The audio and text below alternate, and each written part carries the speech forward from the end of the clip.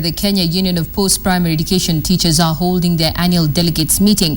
Carol Nyeri is following proceedings there. Carol, what do you have for us this afternoon? Good afternoon, Najma. We are coming live to you from Nyeri County for the 14th Annual Delegates Conference for KUPPET. As you have said, that is the Kenya Union of Post-Primary Education Union teachers who are meeting here. It's an annual delegates conference. Last year they were in Meru, and this time round they're in Nyeri. We'll be joined shortly by the National Secretary General Akelo Misori, who will join us to discuss some of the issues that they hope to map forward and pertinent issues that affect teachers. But of course, before he joins us, there was an issue, as you're aware, of the delay of salaries, some 13.8 billion shillings that was supposed to be disbursed to 288,000 teachers. That has been sorted out because the Cabinet Secretary for Finance, Henry Rotich, has been able to release the funds to the teachers. But there are other issues that are expected to crop up in this particular forum, the Delegates Conference. Issues to do with allowances, responsibility allowance, the leave allowance, harmonization of allowances, and that kind of those kind of issues that will be discussed at this 14th Delegates Conference. There is, of course, the issue of giving incentives to teachers to encourage them to join KUPPET, to enroll with KUPPET, the perks that come with that. At this conference, they're talking about how to encourage the teachers to join it. And then there's the hot issue, the current issue that is being discussed countrywide, not just at this conference, issues to do with the insecurity, as you're aware, particularly here in Nyeri County.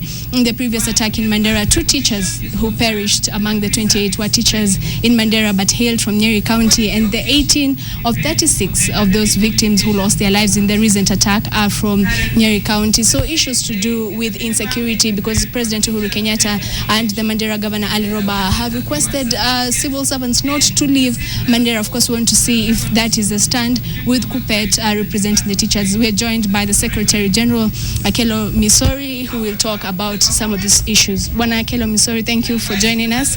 Maybe you could map the issues that have been discussed at this 14th Delegates Conference, issues to do with security perhaps.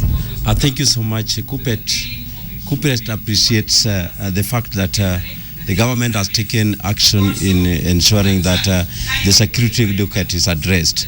But as a union, it is our understanding that the union is not happy so far with the encouragement that workers must continue there.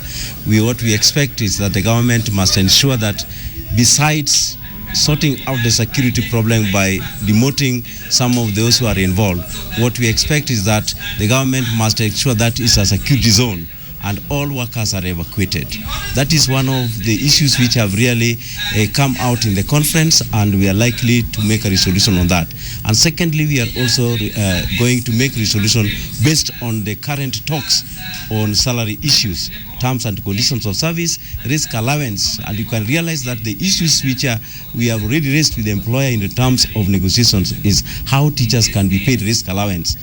The teachers who work around KUPPET were not given any of they were not compensated, yet the policemen who died or who suffered injury at KUPPET were.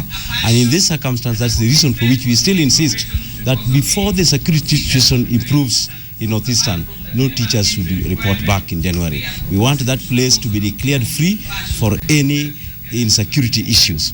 And then lastly, this conference comes against a backdrop of clearing and determining the issues related to how the union proceeds in the next year. Thank you very much, Bwana Misori. That was the Secretary General. That is the Secretary General for KUPPET nationwide, Akelo Misori. Of course, you will be joining us for the live coverage of this 14th Delegates Conference at about 1:30 right after the bulletin. So stay tuned to KTN, and we'll keep informing you about the pertinent issues that have been discussed at this forum. Thank you very much, Carol Nyeri there in Nyeri. We'll be giving you more on that story in a subsequent bulletin.